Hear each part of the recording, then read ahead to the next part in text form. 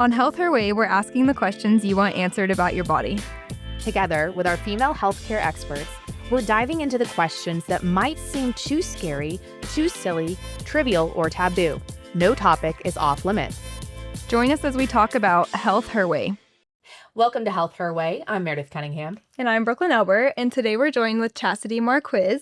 Chasidy is a family nurse practitioner at Lubbock Dermatology and Skin Cancer Center, where she's worked since 2017, specializing in skin health and skin injectables. So welcome. We're happy to have you today. Thank you for having me. So normally I feel like I know where to start these conversations, but I feel like there's so much information out there about our skin. It's our largest organ, right? Mm-hmm. Of our body. It is, yes. And one that I don't think that we necessarily are always the best about taking care of. Correct. Until you get older and it's too late. Mm-hmm. Mm-hmm. Okay, so those of us, I will say credit to Gen Zers.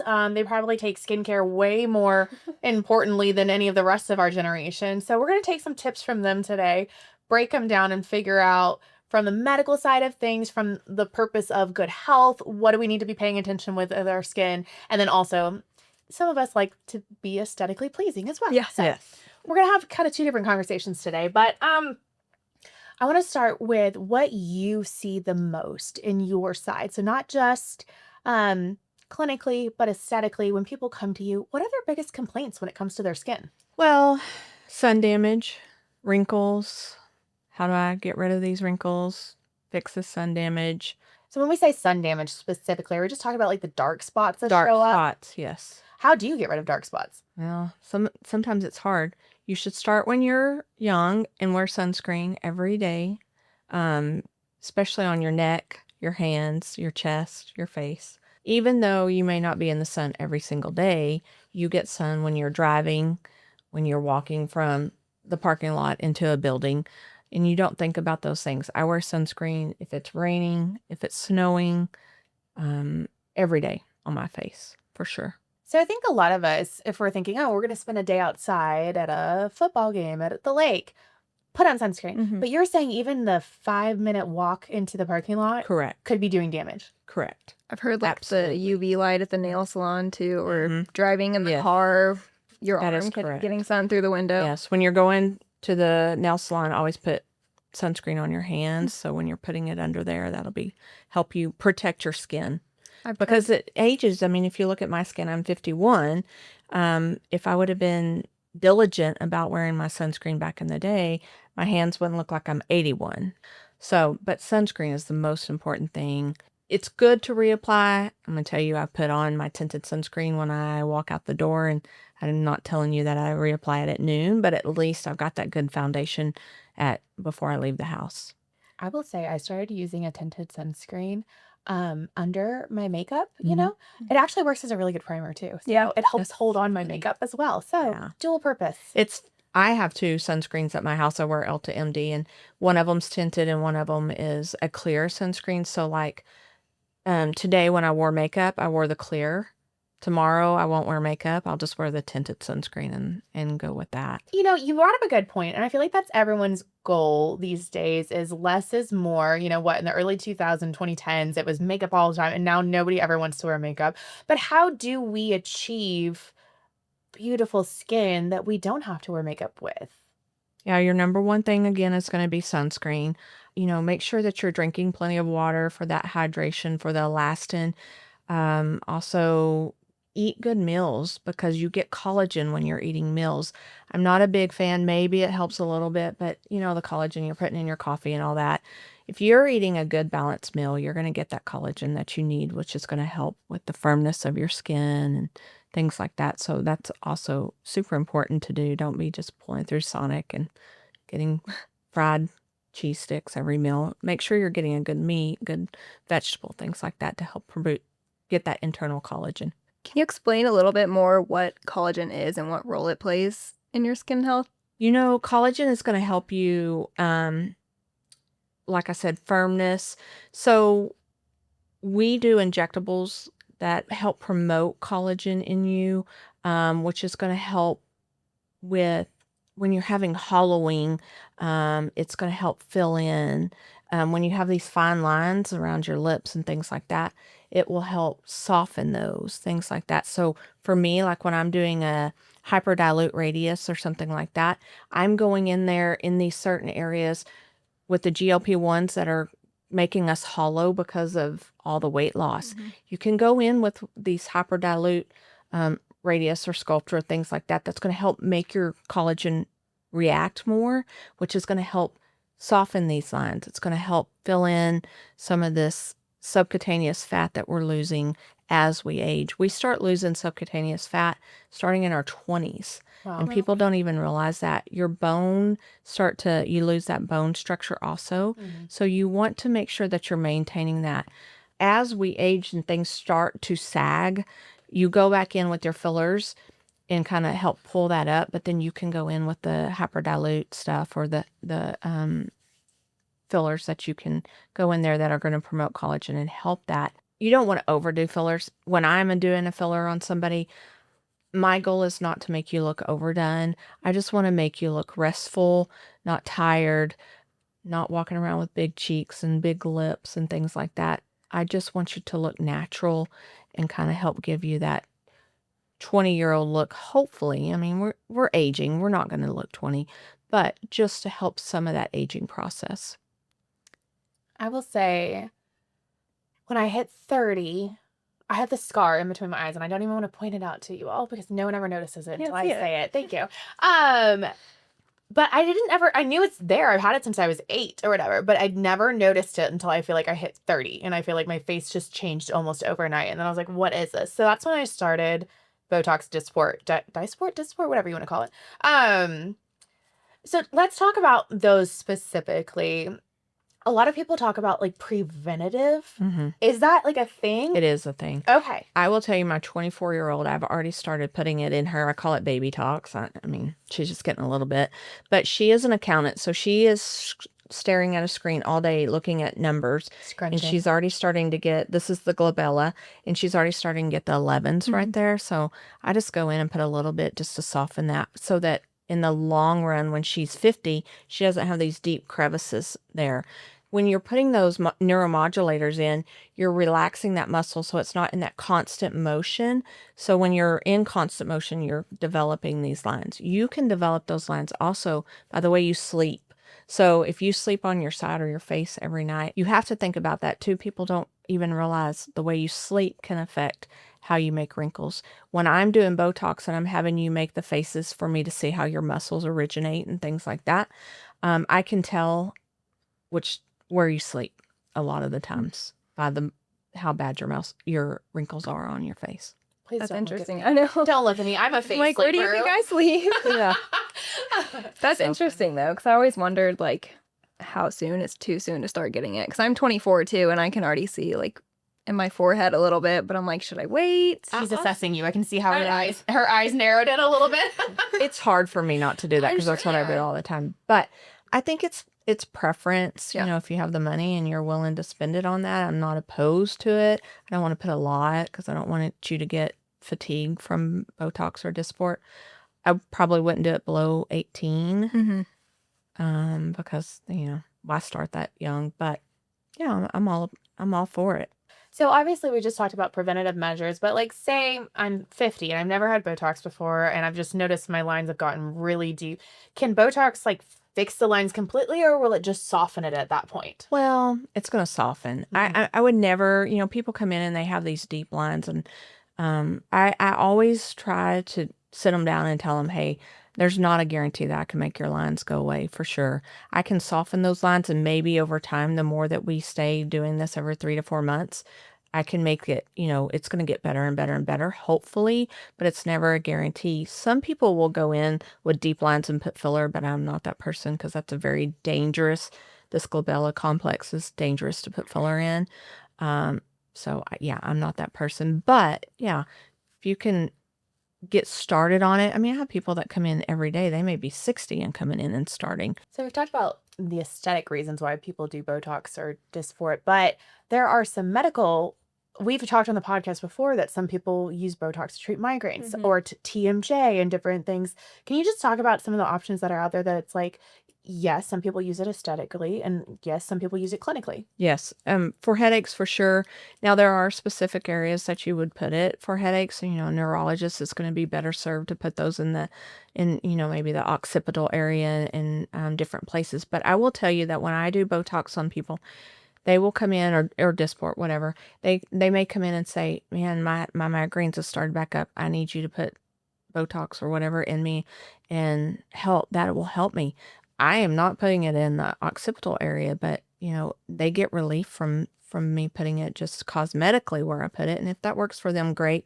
But a neurologist is going to be the one that's going to treat your migraines. Masseters, I inject masseters, yes, for sure. It helps with that clenching, relaxing these strong muscles. Now, people come in and they say, "I want my face to look thinner.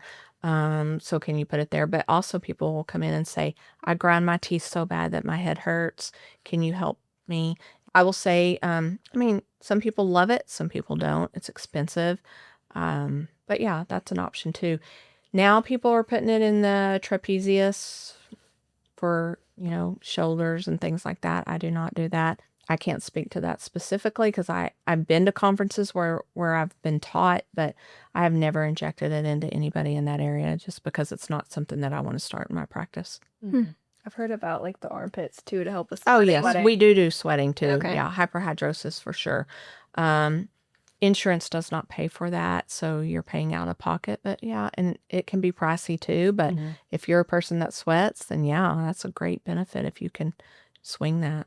Something that I feel like maybe a misnomer or misunderstood about what you do when it comes to Botox, fillers, whatever, is that there's such an aesthetic focus. It's vanity. But I feel like if someone feels confident and feels like they look good, that helps their mental health and well-being. So like when you talk to people, like, what is their goal at the end of the day most of the time? Is it just to feel better in their own skin? Feel better, look rested.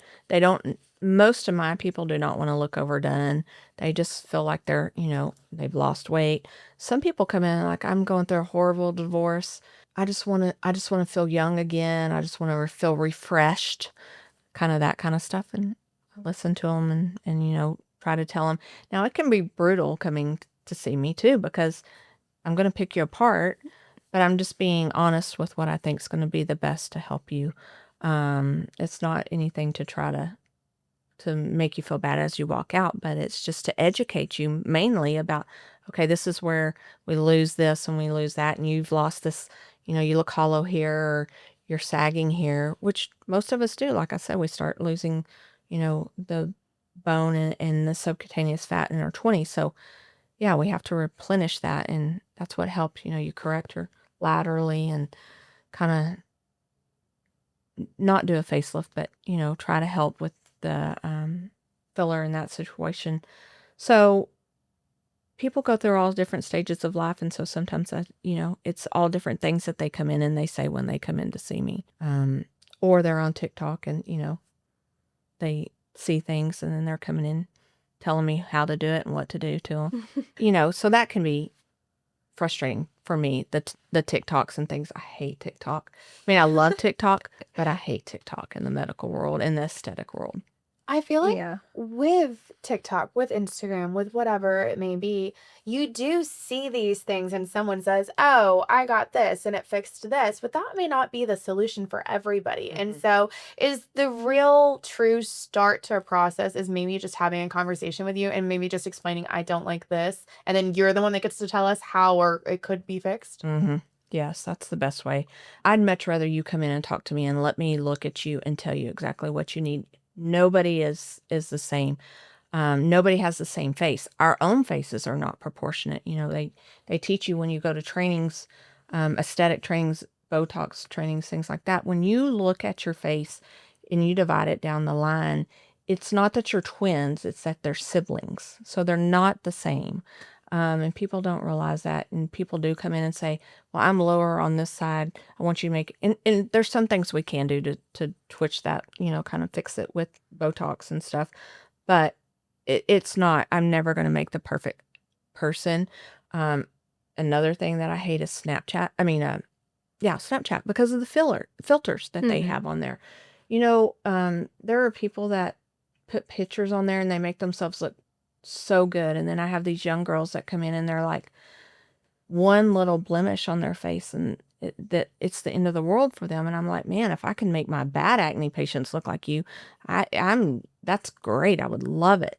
So filters on Snapchat, oh, it's just the bane of existence. I cannot stand them because it's just false advertising to me. So you just said something about like symmetry and things like that.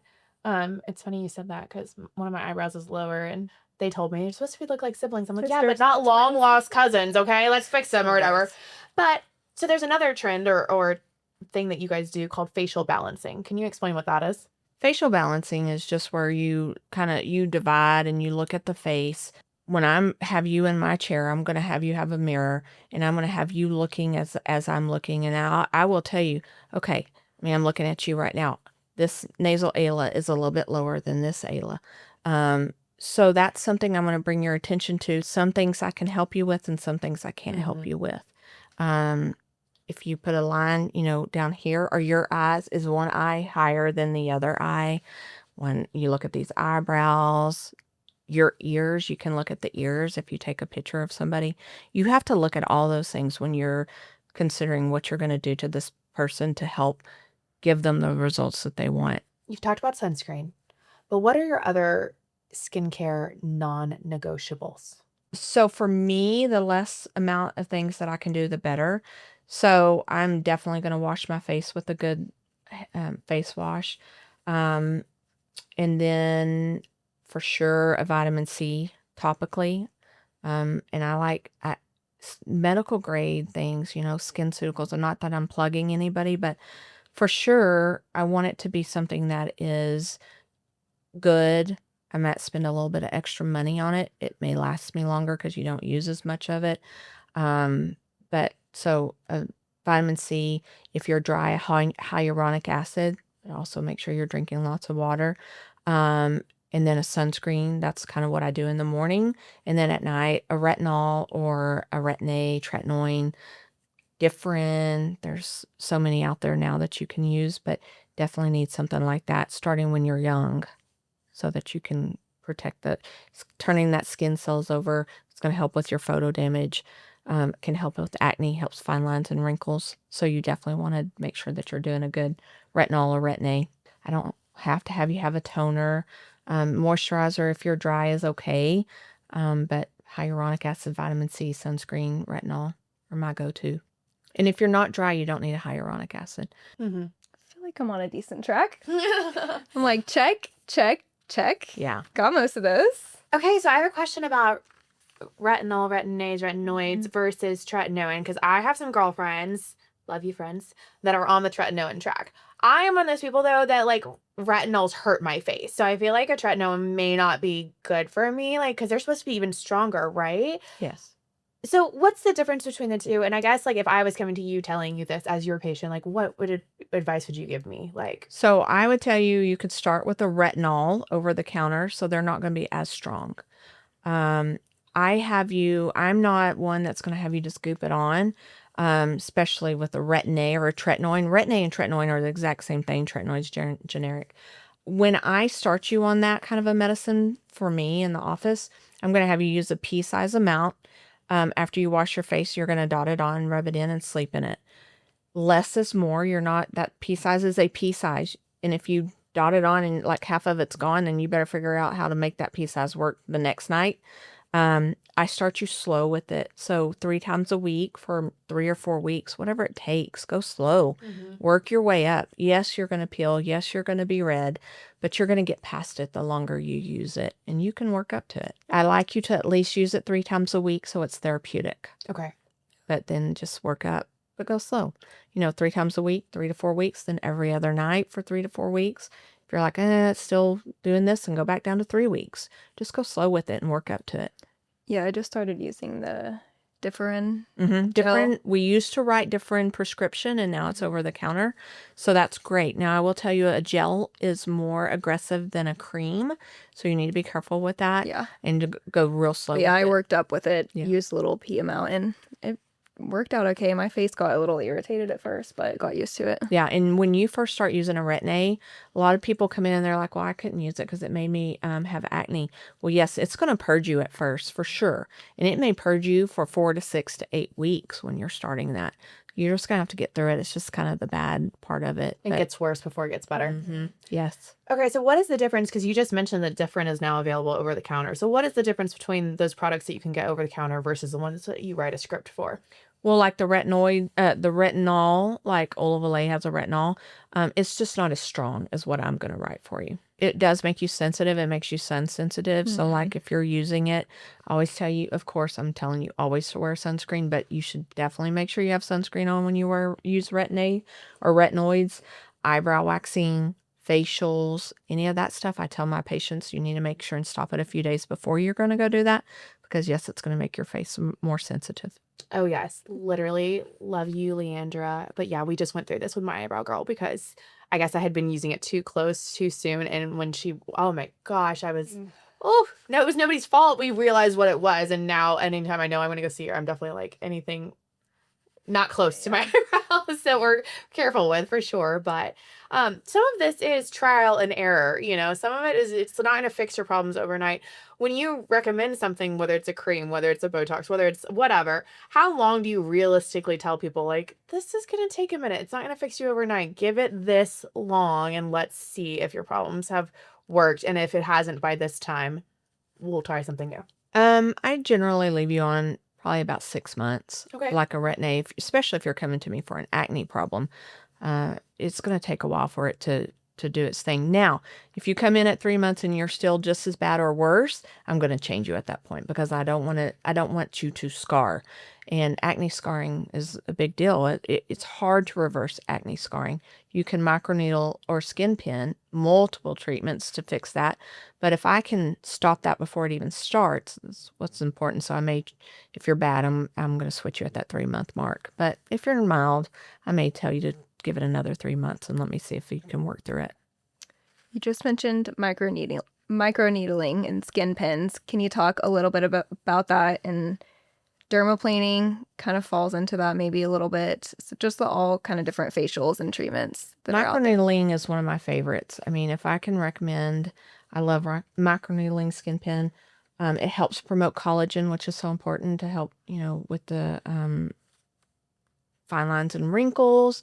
It helps with the acne scarring. It helps with photo damage too. So in our office, I try to recommend to do a skin pin at least, 4 times a year if you can.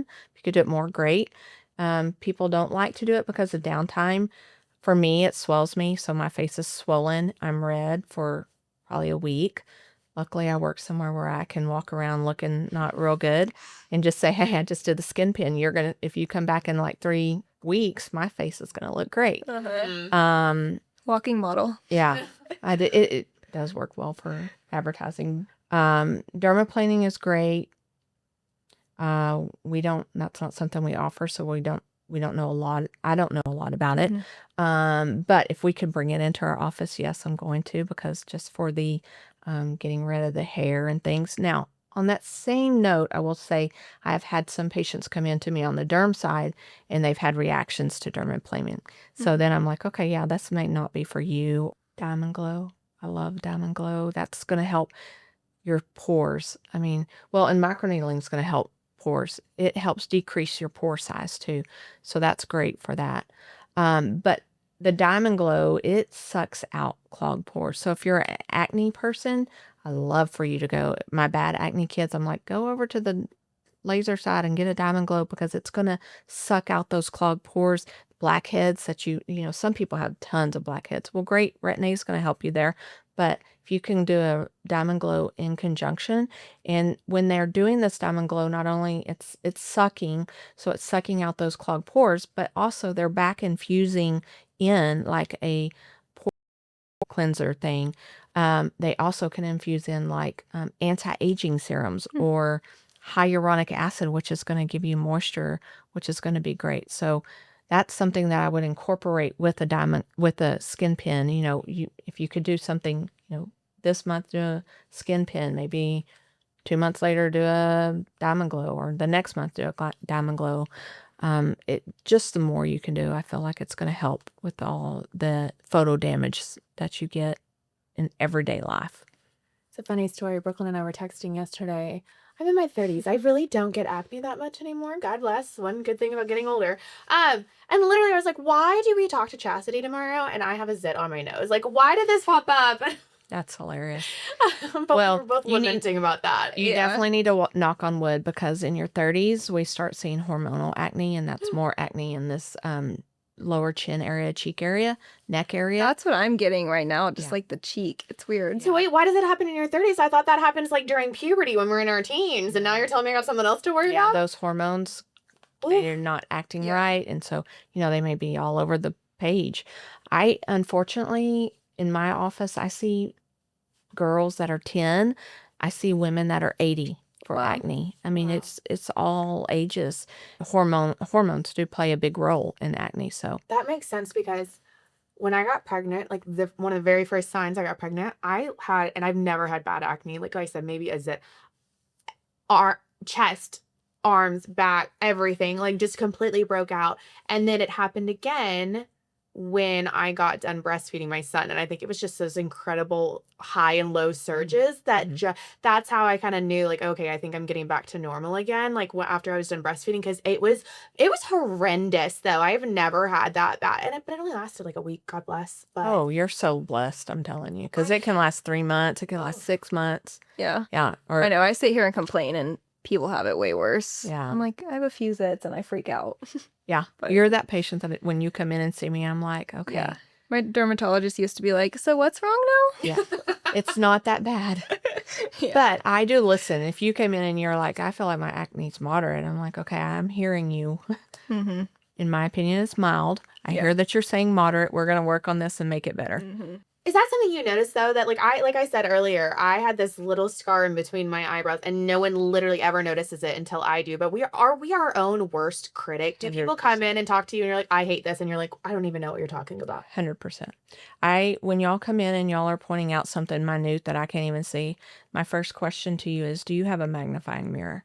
And if you do, throw it away. Oh, I don't use this. Yeah, I hate just those use it things. for mascara. I hate them. Mm-mm, But hate them. no, Because you then know I'll you start can't just throw picking away? at every little thing. If Do I not find pick, one of those. first of all. That was a question Yeah. I was going to ask Yes. Don't I pick. mean, yes, do not pick. That's scars.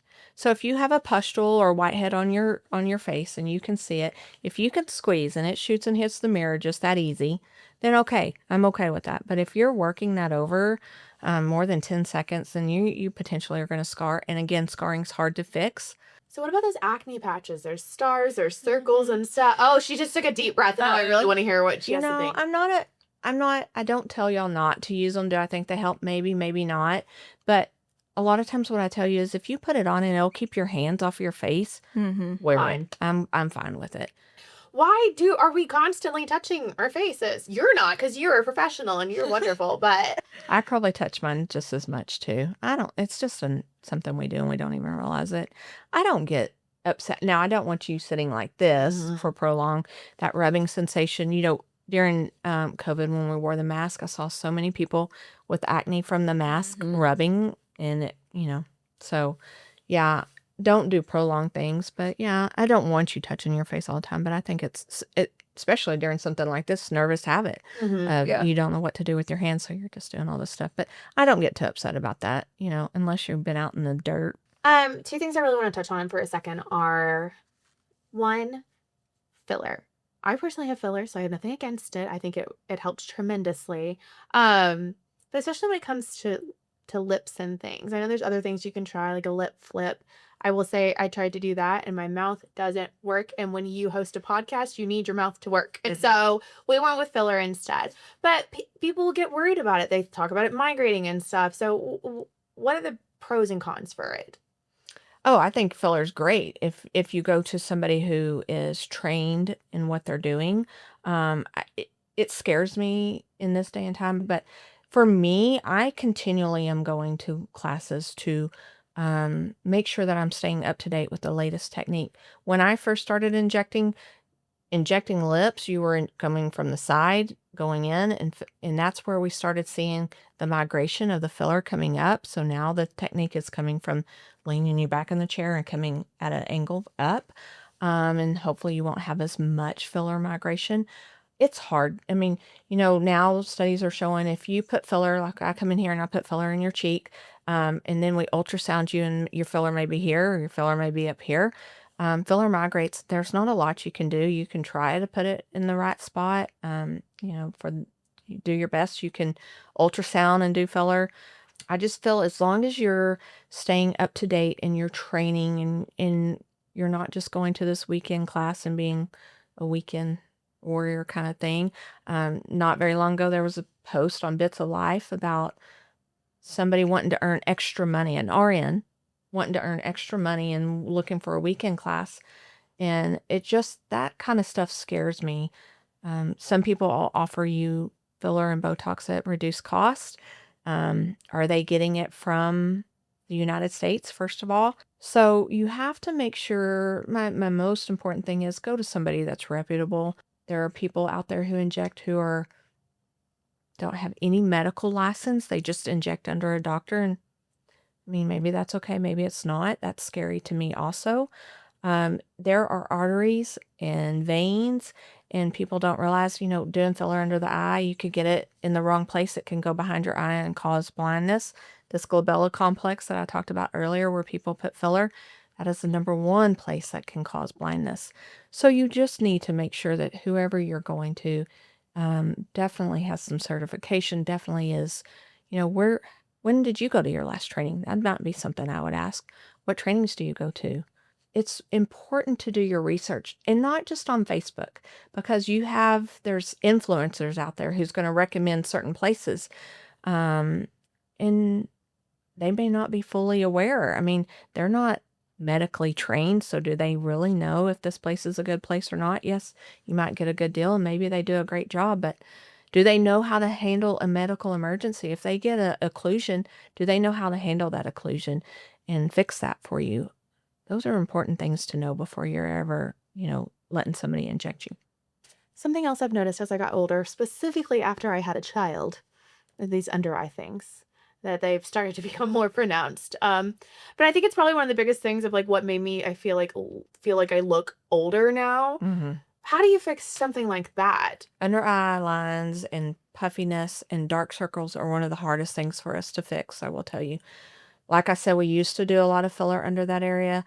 I never injected in that area. I just wasn't a big fan. But now, really, they're telling us don't fill in that area. Work on the cheek area more than that. Creams, people say, well, do you have any creams?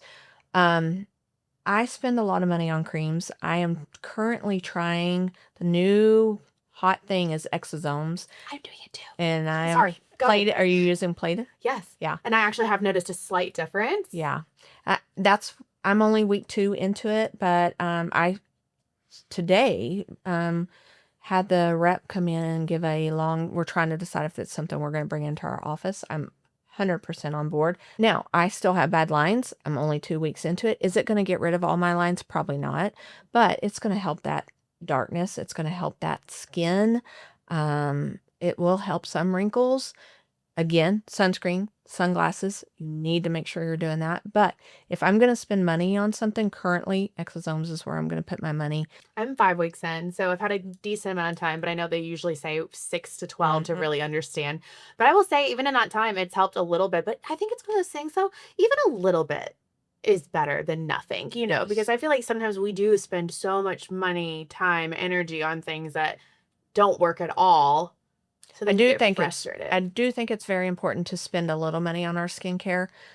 And if you're not buying 10 different products, then yes, spend the money on it. What is the biggest difference between medical grade skincare and something you can just get at the drugstore, like a Target? Is it the ingredients? Or? Yes, ingredients, what they're putting in there. They're putting probably like vitamin C. The vitamin C I use, it's a higher concentration.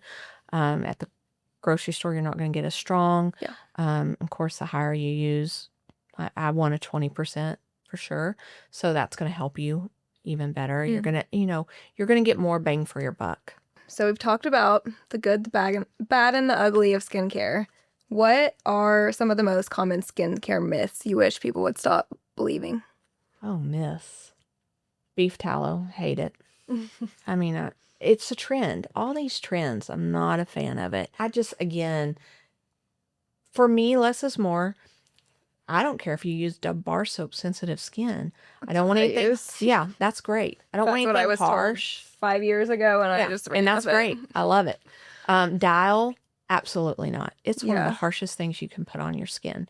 And a lot of people come in and say, "Oh, I've always been told that's the best thing." No, it's There the was like a worst thing. trend a couple of months ago where people were just washing their face with Dial soap because that was like, Sounds a little concerning. yeah. Oh yeah, no, I didn't say that trend, but yeah, no, I'm not a big fan at all. Okay, we're going to get to the fun part where we're going to have you rate some things. So I'm basically just going to say one word and you're going to rate 1 through 10 and tell us what you think about it, okay? Okay.